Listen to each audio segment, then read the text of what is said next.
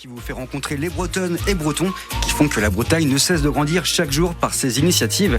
Il et elle sont 4 et attendent juste mon top départ pour faire connaissance avec vous. Bonjour. Oh, il y a de la motivation là. Elle s'annonce bien cette émission. Pour vous accompagner jusqu'à 11h à ma droite, Sébastien Boineau de Voltac Drone, basé à Montauban de Bretagne. Bonjour. Oui, bonjour. Alors Sébastien, vous avez ramené qui avec vous aujourd'hui ? Donc je suis venu avec Vincent Bechtel de Sinalagma qui va pouvoir vous apporter un petit peu d'ombre et de fraîcheur pour les prochaines canicules, quoi. Ça, c'est chouette, on va en parler plus tard dans l'émission. Et vous faites dans les drones, c'est ça, mais des drones un peu particuliers, un peu atypiques ? Oui, tout à fait. Avec les drones, je vais pouvoir proposer les services de nettoyage de toiture, de façade, de panneaux photovoltaïques. On va voir ça plus tard. Et maintenant à ma gauche, Delphine Robin du restaurant Pépite, basé à Maurepas à Rennes. Bonjour. Bonjour. Oui, parce que l'autre concept de l'émission, c'est qu'on demande à l'invité de ramener quelqu'un d'autre avec lui. Et vous avez ramené qui avec vous aujourd'hui ? Luc, qui travaille à la Cohue, l'association qui est basée sur Maurepas, place du Gros Chêne, une association destinée aux habitants. Et Luc, s'occupe d'une partie de cette association. Et voilà. Et c'est un ami d'enfance aussi. Bonjour Luc, bienvenue. Bonjour, merci. Ça y est, nous voilà prêts à embarquer pour Bienvenue chez vous. Mais juste avant, on fait une escale à Broadway pour faire la Java avec Michel Sardou sur France Bleu Armorique. Et oui, l'émission qui fait un zoom sur les Bretonnes et Bretons, c'est Bienvenue chez vous en Armorique. Ce sont peut-être vos voisins, vos voisines, comme Sébastien Boineau de Voltac Drone, basé à Montauban de Bretagne, avec son invité Vincent Bechtel, fondateur de Sinalagma, basé à Papon. Et si vous les rencontrez aujourd'hui, c'est que Yel brille par leur initiative et leur sens d'accueil à la Bretonne, comme Luc Nicole de l'association Cohue, l'invité de Delphine Robin. Alors Delphine, vous êtes au restaurant Pépite à Rennes et vous êtes responsable de salle dans ce restaurant. Si on y retrouve une belle carte, on y retrouve aussi de la bienveillance et une ouverture. On peut en savoir plus ? Oui, donc Pépite, c'est un resto-bistrot coopératif sur le quartier de Maurepas, au nord de Rennes. C'est parti d'une expérimentation en fait d'un restaurant éphémère sur 6 mois avec les habitants de Maurepas. Et donc ça a bien marché, il y avait une demande de clientèle, il y avait beaucoup de clients. Les habitants qui ont participé aussi en tant que cuisiniers ou serveurs, avaient envie de continuer éventuellement dans l'emploi et tout ça. Moi j'ai rejoint les 2 premiers associés 2 ans avant l'ouverture du resto, qui est un ancien PMU. On a ouvert donc en avril 2022.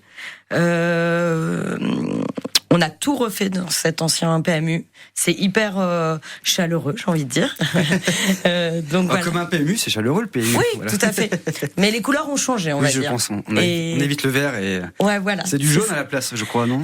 Jaune, il y a un peu toutes les couleurs. Il y a du bois aussi pour réchauffer un peu la pièce. Enfin voilà. Il y a une grande cuisine qui a été adaptée aussi parce que on est avant tout un resto d'insertion professionnelle. Du coup, il y a 4 personnes en contrat aujourd'hui, en cuisine et en salle. On les suit, on les accompagne. Moi, je suis anciennement éducatrice. D'accord, donc ok. Et j'ai fait 10 ans de restauration. J'ai ouvert un food truck, un chef à domicile, avec d'autres associés. Et du coup, je voulais mêler les deux. Je savais pas si j'allais aller en campagne ou en ville.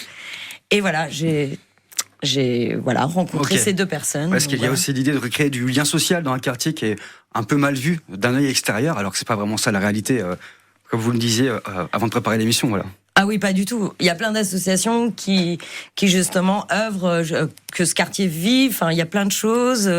D'ailleurs, la Cohue, représentée par Luc aujourd'hui, va pouvoir vous en parler. Il se passe plein de choses sur Maurepas. C'est vraiment très chaleureux. Donc voilà. Et d'où le nom du restaurant peut-être, Pépite. C'est pour faire écho justement. Exactement. On peut en savoir plus. Ouais. Pépite, déjà, ça a été trouvé avec les habitants de Maurepas avant l'ouverture. On a fait des réunions pour savoir ce qu'ils voulaient faire au sein du resto en animation. J'en parlerai peut-être plus tard, mais on fait plein d'animations. Non, justement, c'est le moment. Du coup, est sorti le nom Pépite, et Pépite avec un S, parce que pour nous, autant dans le restaurant, il y a des pépites, de par les professionnels, par la cuisine, qui est quand même bio. On y mange bien. On y mange bien, évidemment. C'est plus ou moins bio, plus ou moins, non, c'est bio ou local ou équitable. On est vraiment là-dedans. Et c'était quoi la question de départ? D'où le nom du restaurant Pépite. Ah oui, voilà. Pépite. Et voilà. Et donc pour plein de choses, quoi. Pépite. D'accord. Et justement, qu'est-ce qu'on y mange? On a commencé à dévoiler un petit peu que c'était du bio, mais qu'est-ce qu'on retrouve comme type de plat cuisiné par ces personnes en réinsertion et aussi par le personnel? Ouais, par le personnel, parce qu'on est quand même 3 personnes encadrantes tous les jours, donc une responsable de salle, donc moi, un chef cuisinier, une seconde de cuisine qui encadre, voilà, l'ensemble.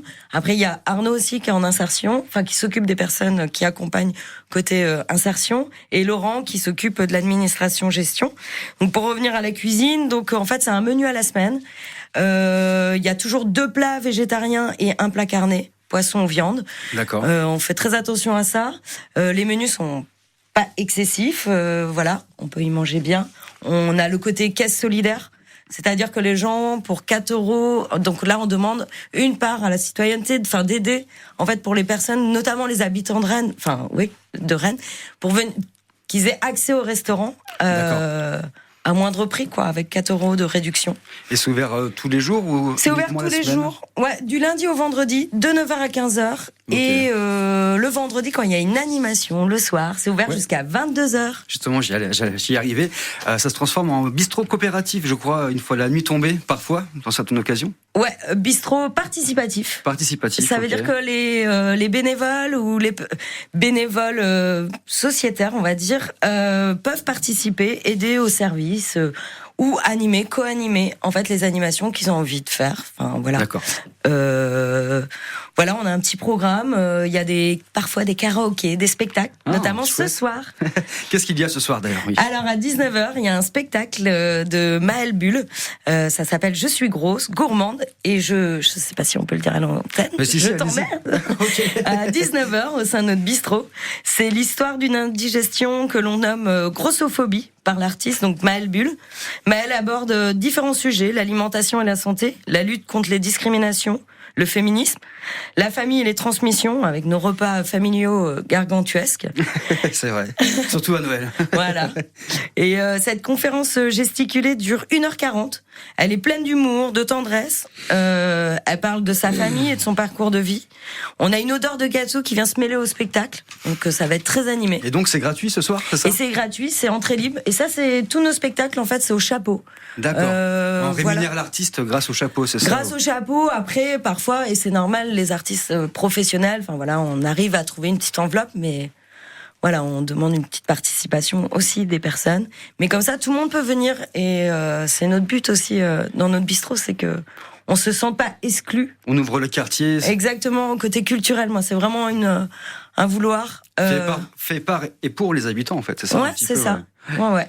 Et d'ailleurs, on retrouve aussi un côté coopératif dans la société Pépite, je crois. Ouais. Il y a un modèle de gouvernance un peu très breton aussi, mais depuis 1 an, en fait, on est une SIC, une société coopérative d'intérêt commun. Donc ça veut dire que tout le monde, on devient sociétaire, et du coup, on se retrouve autour d'une table pour les grandes prises de décision. Après, il y a des choses en interne que, effectivement, ça se fait plus rapidement entre nous, quoi. Et, entre le gérant et puis et les associés. Et voilà, mais des producteurs, vous pouvez devenir sociétaire pour une part qui est minime, donc des habitants peuvent aussi ou sont déjà sociétaires, en fait, dans notre projet. D'accord, c'est chouette. Ouais. Ça vous tente, Sébastien et Vincent, d'aller manger à Pépite? Mais carrément. Pourquoi pas?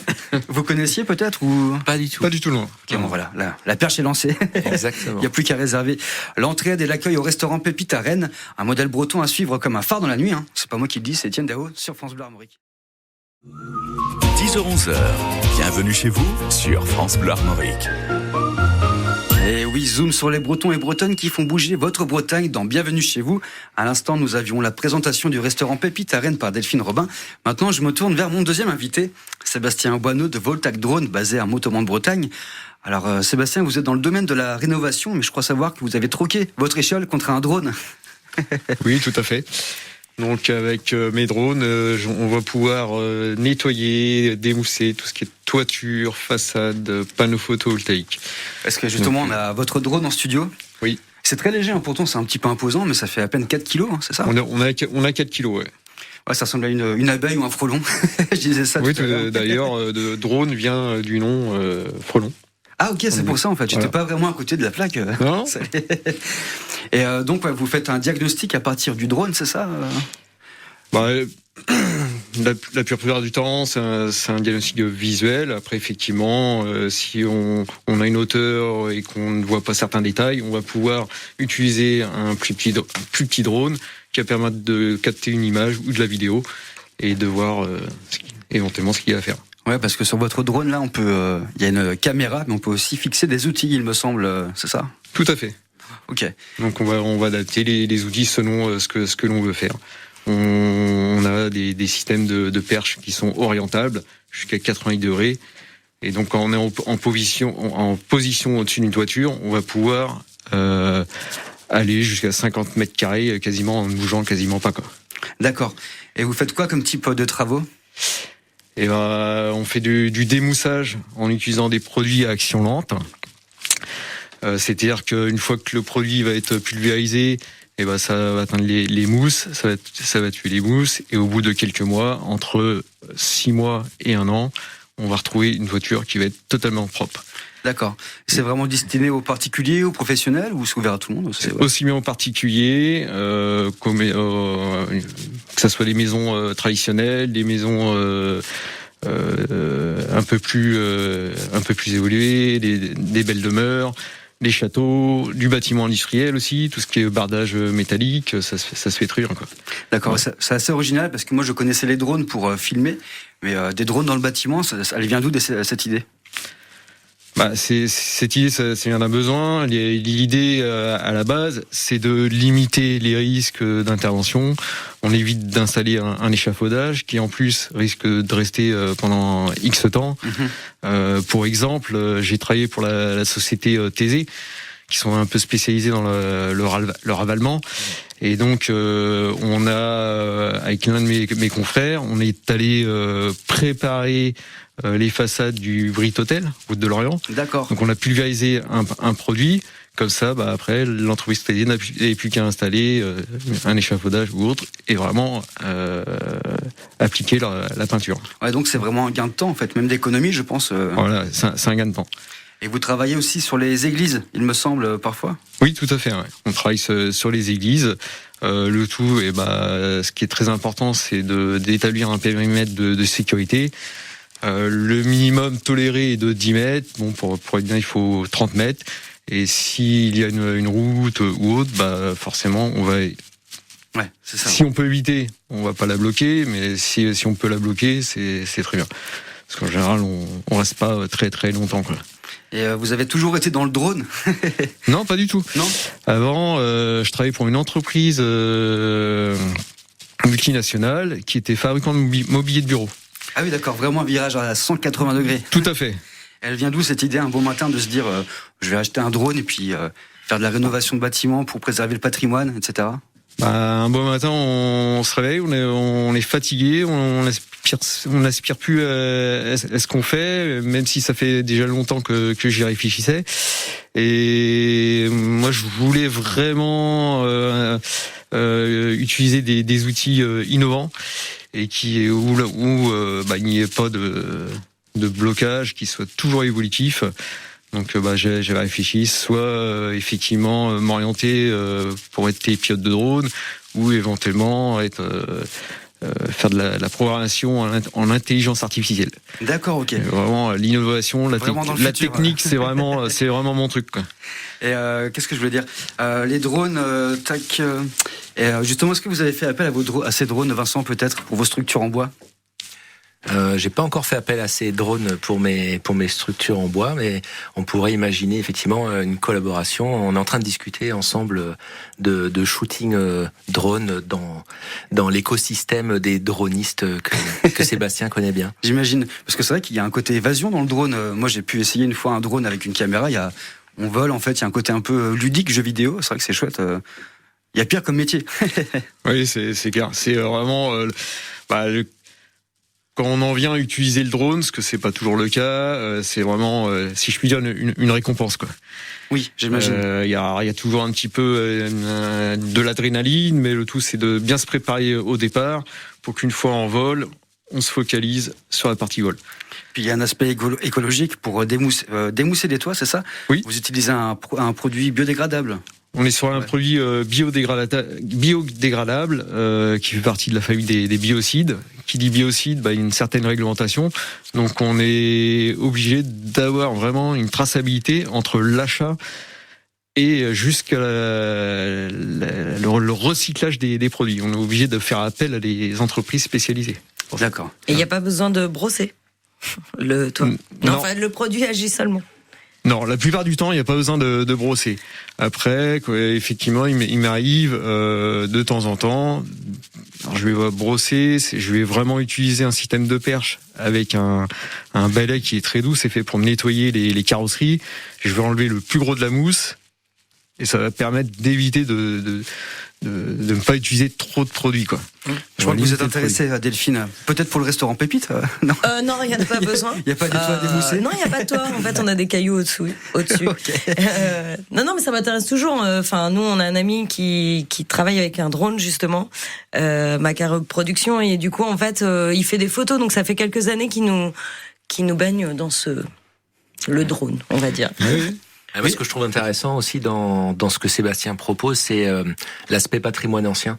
Et on a souvent des zones qui sont assez inaccessibles. Oui, c'est vrai. Des châteaux, des donjons, des tours, des endroits plutôt acrobatiques d'accès. Et c'est vrai qu'avec son drone, il peut faire des trucs assez fantastiques pour un budget qui est quand même significativement différent de celui d'une entreprise classique avec l'échafaudage et j'imagine tout le bazar. Et ça retrouve à Montauban de Bretagne, c'est Voltac Drone, c'est ça ? Oui, tout à fait. Il y a un site internet, des réseaux sociaux ?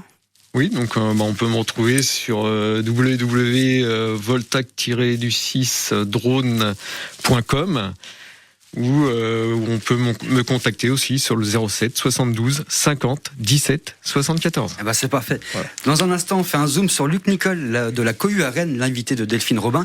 Un autre qui doit provoquer aussi des cohues devant la billetterie, ce sont les Corses avec Radio dans la playlist bretonne de France Bleu Armorique. France Bleu Armorique, ici, on parle d'ici. Et oui, les Bretons et Bretonnes qui font que la Bretagne est plus douce à vivre chaque jour dans l'émission Bienvenue chez vous. À ma droite, Sébastien Boineau de Voltac Drone avec son +1, Vincent Bechtel, fondateur de Synalagma. Et à bâbord, Delphine Robin du restaurant solidaire Pépite à Rennes et son invité Luc Nicole du tiers-lieu Cohue à Rennes dans le quartier de Maurepas. Alors Luc, c'est à votre tour. Qu'est-ce que l'association Cohue à Rennes, qu'est-ce qu'elle fait ? La Cohue, structure toute jeune, de 4 ans. La Cohue, c'est une agora. L'agora et ses bénévoles, je les embrasse s'ils nous écoutent. Maman aussi, je t'embrasse. Ah ça c'est le passage à la radio, ça fait toujours ça. Ouais, j'ai promis. Donc c'est vivre ensemble. La Cohue, c'est une association de quartier. Le vivre ensemble, c'est important dans ce type d'association parce que c'est sur le quartier de Maurepas qui peut souffrir d'une mauvaise réputation parfois, alors que c'est plein de personnes qui sont prêtes à proposer des centaines de choses pour vivre ensemble. J'ai que ce mot-là à la bouche en fait. Non mais le vivre ensemble, c'est important. Ouais, de lien social, de création de solidarité. D'ailleurs, les bénévoles qui sont habitants créent des ateliers qui sont destinés aux habitants eux-mêmes. Je sais pas, ça peut être un atelier cuisine, atelier couture, atelier échecs, atelier tout ce qu'on veut. Ouais, il y a un temps d'échange en amont avec les habitants, habitantes pour créer des ateliers, etc. Ouais. Ils sont force de proposition et ça nous convient très bien. Je trouve que c'est encore une occasion de rappeler que, en fait, comme tout asso, sans les bénévoles, on n'est pas grand-chose. Exactement, ouais. Et sans les salariés en mission également, parce que moi je suis sur la partie emploi, on appelle ça la régie de proximité. D'accord. Et qui propose des prestations de services avec des enjeux d'insertion professionnelle. Est-ce qu'il y a vraiment, c'est décomposé en deux parties. Il y a une partie pour les habitants, c'est ça, avec des expos, etc., des ateliers. Ouais. Il y a une partie professionnelle à la Cohue. Beaucoup d'animations, on peut y venir pareil du mardi au vendredi, pardon. Okay. Et quelquefois le samedi, pour des événements ponctuels. C'est même, on peut découper ça en 3 parties. Je reviendrai sur la 3e tout à l'heure. Okay. Et pour la partie emploi, c'est de la création d'emplois de proximité, quoi.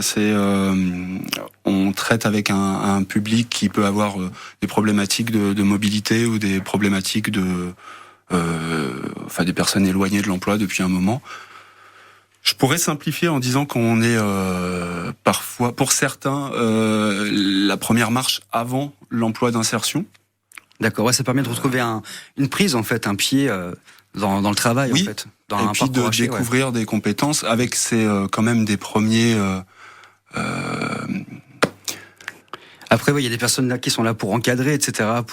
Alors moi, je suis là pour encadrer. D'accord.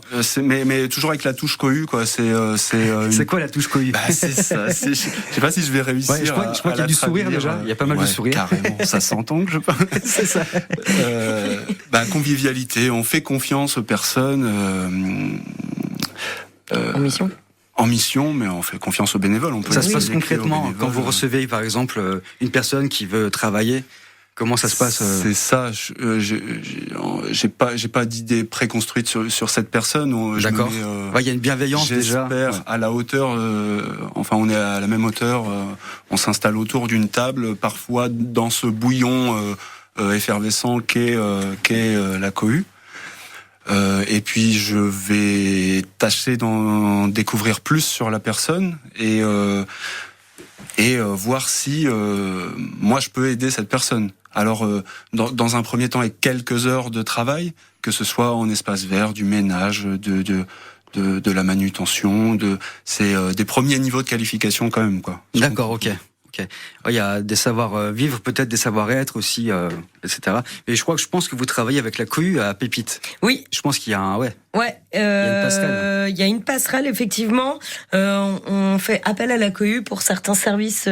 Par exemple, à l'extérieur, on fait des buffets apéritifs. À l'inauguration du métro, admettons. Voilà. Du coup, on a pu faire appel à des personnes qui sont déjà ou la cohue. Ouais. Pour venir faire du service avec moi. Et donc là, c'est moi qui les encadre, plus ou moins. Enfin voilà, on fait des petits passerelles. Tu peux être en cordeau et toi, ouais. On peut alterner. Ouais, parce qu'en plus de ça, je tiens à rappeler que la cohue et Pépite, on a l'envie de faire, on est dans le projet de faire le tiers-lieu avec la bibliothèque de Maurepas. Du coup, c'est quoi un tiers-lieu pour celles et ceux qui ne connaissent pas, si on peut résumer ça facilement? Delphine, je crois que c'est vous qui... je vais donner une image, mais dans un même bâtiment, il y a 3 associations, 3 collectivités en fait qui se retrouvent. Et du coup, on partage des lieux, ce qu'on appelle une agora. On va essayer de créer un lieu en fait en bas qui réunisse nos 3. Ouais, c'est une mise en ouvert commun à tout le monde. Ouais, voilà, c'est ouvert côté à tout coopératif. Le monde. Ça. Ouais. Tout le monde peut y trouver son compte, quoi. Voilà. Et par exemple, si j'habite Beauregard et que j'écoute l'émission en ce moment, comment je fais pour rejoindre la cohue, par exemple, si je suis intéressé Alors, le métro est en panne actuellement. Oui, c'est vrai que c'est un gros avec problème. vos petites jambes. C'est pas si loin. Non, pour rejoindre en tant qu'adhérent de l'association. Oui, c'est ça exactement. Voilà. C'est une modeste participation de 3 €, me semble-t-il. Ok, oui, ça va. Et après, c'est un temps d'échange, de discussion. Ouais, c'est adhérer. Adhérer, oui, c'est ça, en fait, rejoindre les valeurs, etc. C'est ça. Ok. Merci Luc Nicole d'avoir présenté l'association La Cohue. Le tiers-lieu La Cohue et le restaurant Pépite qui pourrait inspirer aussi le chanteur Stromae, bien connu pour son engagement dans ses paroles. Un autre invité engagé lui aussi, mais dans l'écologie, c'est Vincent Bechtel, fondateur de Synalagma. Zoom sur lui juste après Tous les mêmes de Stromae sur France Bleu.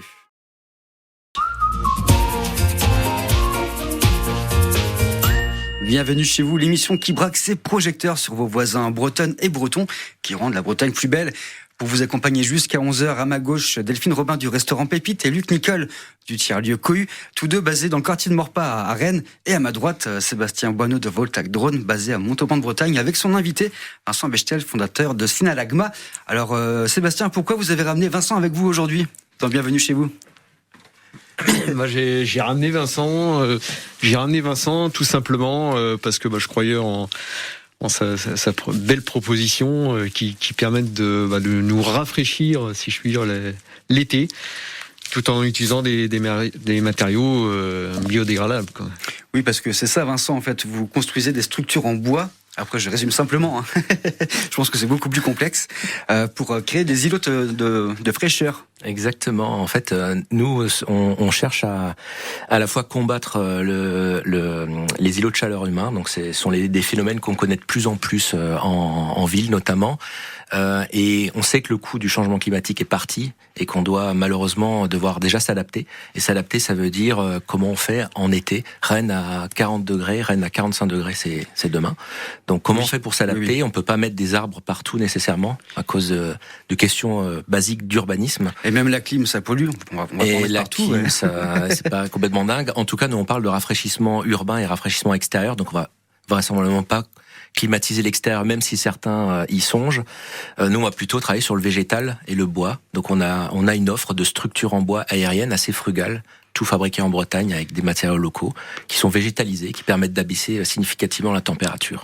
Ouais, puis il y a un vrai côté esthétique. Là, par exemple, une petite réplique. En fait, il y a vraiment aussi un soin apporté à ce côté-là. En fait, on développe une offre qui est unique au monde. Donc, on est la première société au monde à ne faire que des structures dites réciproques. Les structures réciproques, ce sont des structures des maillages de plein de petites barres, la plupart du temps en bois. En l'occurrence, on travaille le bois de châtaignier, et qui est breton, je crois, en plus. Hein. Oui, c'est ça. Et bois de châtaignier breton. Donc tout est fait en Bretagne. Et donc chaque barre repose sur la suivante autant qu'elle soutient la précédente, dans un contrat de réciprocité. D'où le nom synalagma, qui vient du contrat synalagmatique. Pour si on a des juristes dans l'auditoire. Et oui, c'est vrai, parce qu'en fait, c'est comme un puzzle en bois. En fait, il n'y a pas de colle, il n'y a pas de vis, c'est ça? Pas de clous, pas de colle, pas de vis, pas de traitement chimique. On travaille le bois vert, donc il n'est pas étuvé, son bilan carbone est très très faible, et donc on a un système d'assemblage qui est en plus hyper rapide. On travaille aujourd'hui essentiellement avec des paysagistes et avec des communautés urbaines. Mm-hmm. Qui sont nos clients et qui eux les assemblent et les végétalisent soit dans l'espace public, soit dans l'espace privé. D'accord, un très beau projet. Un peu partout en France. Et vous n'êtes pas tout seul justement, vous êtes le fondateur, mais vous êtes combien dans l'entreprise? Exactement, donc j'ai un collègue qui est au design, qui s'occupe de design 3D et des aquarelles. On a un nouveau commercial qui arrive le lundi en CDI, et puis on a une équipe de commerciaux un peu partout en France. Puis on travaille en collaboration aussi pour ce qui est de la fabrication avec le réseau des Compagnons du Devoir, autour dans le bassin rennais et sur l'Anillon, et également des artisans d'art, puisqu'on agrémente toutes nos structures de pièces de fer forgé en fer ancien. Vous en avez ramené une, je crois. Absolument. Elle date du 18e siècle, c'est ça? Oui, en fait, je travaille avec Frédéric Mazoir qui est sur Plélan-le-Grand, qui retravaille du fer ancien du 18e, 19e siècle, qui glane à gauche à droite, pour refabriquer des bouts de structure et des œuvres. Et ça, on le fait conjointement avec un autre camarade qui est Alexis Ferron, qui est vitrailliste à Rennes. Donc chaque ombrière en bois végétalisé se voit agrémentée d'une pièce unique qui rend en fait cette structure non plus simplement une pergola, pour faire simple, mais une œuvre en tant que telle. Il y a un côté collaboratif qu'on retrouve comme dans le restaurant Pépite, mais je pense que ça peut intéresser aussi pour le quartier de Maurepas, parce que il y a des îlots de chaleur, je pense, là-bas l'été de temps en temps. Oui, peut-être à proposer, je sais pas, pour les futurs travaux sur Maurepas, ça peut être. C'est vrai que ça a l'air très joli. Enfin, ça l'est en tous les cas, ce que je vois. Peut-être à proposer. Ça pourrait être une première. Faudrait voir avec Rennes Métropole. Ouais, on échange avec les services de Rennes Métropole en ce moment sur le sujet, effectivement. Ouais. Le sujet des îlots de chaleur, c'est vraiment un focus que de plus en plus de métropoles, de villes et même de villes moyennes sont en train de prendre. C'est vraiment un tournant. Il y a une inertie qui est classique, et c'est bien, puisqu'on parle de deniers publics, donc c'est normal que les décisions prennent un peu de temps. C'est vrai que on a ces cycles un petit peu à la fin de l'été, on a envie de lutter contre ces îlots de chaleur, et après le soufflet tombe un peu. Donc je pense qu'il y a une dynamique qu'il faut créer, et ça va venir dans les prochains mois, les prochaines années, de manière structurelle. Ouais, parce que parfois il y a une différence de 10 degrés de chaleur entre certains coins de la ville, c'est ça, les îlots de chaleur. Mais même davantage. Elle vient d'où cette idée? C'est un projet que vous mûrissez depuis longtemps? Alors moi je suis ingénieur en formation, j'étais pas trop dans le bois. Je suis dans le bois en termes c'est une passion en fait, D'accord. une passion personnelle. Et je suis tombé dedans dans ces structures réciproques en lisant une thèse de doctorat que j'ai ramenée là, une chercheuse à l'Académie royale du Danemark avec qui on démarre une collab d'ailleurs. Ok, chouette. Et dans une thèse à travers laquelle j'ai découvert justement ce concept de structure réciproque qui permet d'être beaucoup plus frugal en bois. On utilise à peu près 25% de bois en moins que des structures classiques. Pour moi, ça faisait du sens d'allier à la fois la fabrication française, les produits qui sont pas traités, mais qui sont durables. Durable, ça veut dire qu'on sera tous morts autour de la table, que la structure sera encore là. Donc on est loin de la fast fashion, de la consommation à outrance. On est sur du frugal, du low-tech. Je suis ambassadeur low-tech. Ouais, c'est ça. Je suis ambassadeur low-tech aussi. La low-tech, pour résumer ça, on redécouvre en fait des principes... C'est le bon sens paysan, le bon sens paysan, voilà. Manière. Voilà, c'est le bon sens paysan. C'est comment est-ce qu'on peut utiliser d'un côté la technologie à bon escient, parce que nous, nos structures, elles sont ultra complexes à concevoir. Par contre, elles sont simples à installer. Ultra complexes à concevoir, donc il faut développer des programmes informatiques pour les concevoir. Mais la low-tech, ça veut dire on utilise ces savoirs et ces technologies, mais pour fabriquer des objets qui soient durables, conviviaux, qu'on sache réparer, locaux et qui répondent en fait aux besoins locaux. Il y a toujours la notion de localité avec le low-tech. On se réapproprie la technologie, c'est ça? Absolument, c'est la convivialité et l'appropriation des technologies. Et si je veux par exemple une structure pour chez moi, comment ça se passe? Je vous appelle, c'est sur Internet? Ouais, alors vous pouvez nous appeler. Nous, on est un site Internet, on est sur les réseaux sociaux, sur Instagram, sur Facebook, sur LinkedIn, sur Internet, quoi. et donc vous pouvez nous contacter. Nous, ce qu'on fait, c'est qu'on répond pas directement en particulier. On travaille avec nos partenaires paysagistes, qui eux vous avez toujours un paysagiste de confiance et de qualité auprès de chez vous. Donc nous, on va travailler avec des gens de confiance et qui travaillent plutôt des matériaux nobles et de la qualité, qui sont vraiment là-dedans, dans cette démarche. Dans toute la France ou vraiment que dans le pays de Brocéliande? Non, on n'a même pas de clients dans le pays de Brocéliande pour l'instant. Okay. Donc, on a des clients un peu partout en France. Et là, on sort de Paysalia, qui est le plus gros salon du paysage d'Europe, qui s'est tenu à Lyon. D'accord. Et donc, on a des contacts un peu partout en Europe maintenant, et même dans d'autres pays. Donc, il y a des vraies questions de logistique qu'on est en train de se poser. Merci Vincent pour cette belle présentation de Sinalagma. Avant d'amorcer le dernier virage de Bienvenue chez vous, dans la bonne humeur jusqu'au dernier des virages. Là, c'est Les Enfoirés sur France Bleu Armorique. Et vous êtes dans la dernière ligne droite de Bienvenue chez vous en Armorique. À ma droite, les invités du jour, Sébastien Boineau de Voltac Drone basé à Montauban de Bretagne, Vincent Bechtel, fondateur de Sinalagma de Pimpon, et à ma gauche, Delphine Robin du restaurant solidaire Pépite et Luc Nicole du tiers du Cohu. Tous deux basés dans le quartier de Borpa à Rennes. Alors si vous êtes ici, c'est qu'on a un attachement, on a un point en commun, c'est la Bretagne, forcément. Alors Delphine, on va commencer par vous. Bretonne d'origine ou d'adoption? D'adoption. Je suis arrivée après le lycée, donc à Rennes pour des études. Enfin, j'ai suivi les copines en fait. Voilà, formation d'éduc. Enfin, j'ai essayé. Je suis partie quand même à Metz 1 an. Et 1 an au Canada. Mais en fait, ça fait 20 ans que donc je suis sur Rennes et beaucoup d'initiatives à Rennes. Enfin, moi, j'adore cette ville, le côté culturel et tout. Il se passe plein de projets. Et d'ailleurs, c'est ici que j'ai pu faire mon projet qui mêlait social et restauration. Donc voilà, j'en suis très heureuse d'être revenue à Rennes. C'est vraiment le tissu associatif et peut-être aussi l'ouverture bretonne, ouais, c'est ça? Ouais, bah oui, bah j'ai envie de dire pour comparer un peu en Normandie, même si ça évolue depuis quelques années, beaucoup de jeunes s'installent, beaucoup de prises d'initiative dans les villages et tout.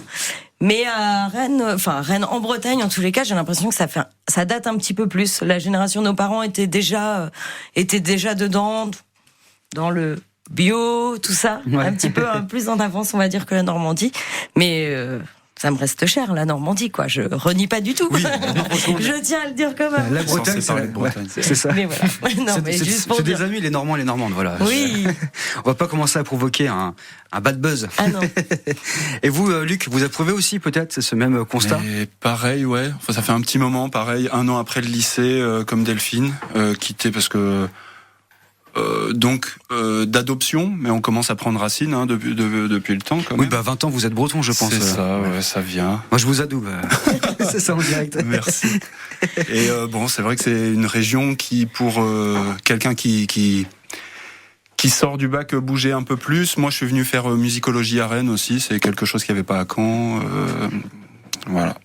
Musicologie, oui, c'est vrai que la musique apaise les mots, c'est ce que vous faites aussi à la cohue à Rennes. Et vous, Sébastien, vous êtes un Parisien d'origine, c'est ça? Pourquoi la Bretagne? Oui, tout à fait. Et au biais d'un week-end, j'ai rencontré ma nouvelle compagne, qui était, elle, vraiment originaire de la région. Et du coup, je l'ai rejoint un petit peu avant le Covid. Et puis, voilà, j'en ai profité pour me former au pilotage de drone. Et ça va, l'installation en Bretagne, vous vous y retrouvez, l'esprit? Oui, très bien. Il faut savoir que avant d'arriver en Bretagne, j'ai énormément voyagé sur le national, puisque j'étais en déplacement entre 15 jours et 3 semaines.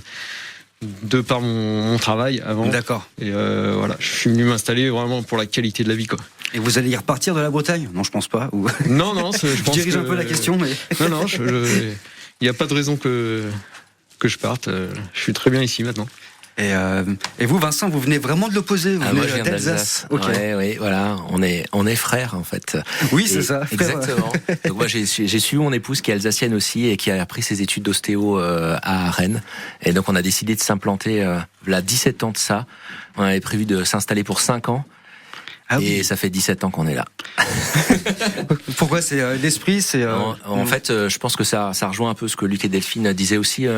Et Sébastien, on a une qualité de vie qui est incomparable. On a une ouverture d'esprit qu'on va trouver nécessairement ailleurs. Donc là, je pense qu'il y a un peu d'historique et un tissu local d'agriculteurs et d'agricultrices hyper motivés et qui, je pense, galèrent un peu ces temps-ci et qui ont besoin de soutien. Donc il y a vraiment une dynamique qui moi me correspond beaucoup dans ma vie et dans le cadre de ce projet que je porte. Et j'imagine que pour trouver l'inspiration, la forêt de Brocéliande pour vos structures, c'est on est parfait. On est en plein dedans. C'est vrai, ça vous inspire peut-être quand vous allez en forêt? Ça inspire. En fait, on est tombé amoureux de ce lieu-là, comme plein de gens, en la découvrant pour une première fois. Et on n'a jamais bougé. Alors je le rappelle, Delphine Robin du restaurant Pépite à Rennes et Luc Nicole de Cohue dans le quartier de Morpas. Voilà, vous pouvez les retrouver. Et Sébastien de Voltac Drone et Vincent de Sinalagma.